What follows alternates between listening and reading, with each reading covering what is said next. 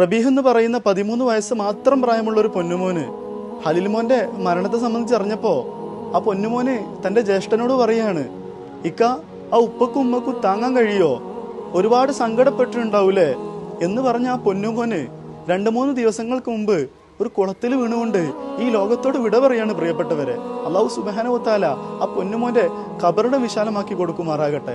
ആ ഉമ്മക്കുപ്പക്കും ക്ഷമിക്കാനുള്ള കഴിവ് അള്ളാഹു പ്രദാനം ചെയ്യുമാറാകട്ടെ. പ്രിയപ്പെട്ട സുഹൃത്തുക്കളെ, വിശുദ്ധമാക്കപ്പെട്ട ഖുർആനിൽ നിന്നും 18 ജുസ് ഹിഫ്ലാക്കിയിട്ടുണ്ട് ആ പൊന്നുമോന്. അങ്ങനെ ദർസ് പഠിക്കാനുള്ള ആഗ്രഹം വന്നപ്പോ ദർസിലേക്ക് പോയതാണ്.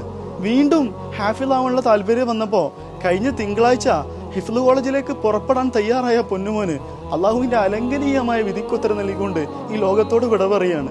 പെട്ടിയും ഡ്രസ്സും കാര്യങ്ങളെല്ലാം തയ്യാറാക്കി വെച്ച ആ പൊന്നുമോന് അള്ളാഹു സുബ്ഹാനഹു വ തആല ആ കുടുംബത്തിന് ക്ഷമിക്കാനുള്ള കഴിവ് പ്രദാനം ചെയ്യുമാറാകട്ടെ.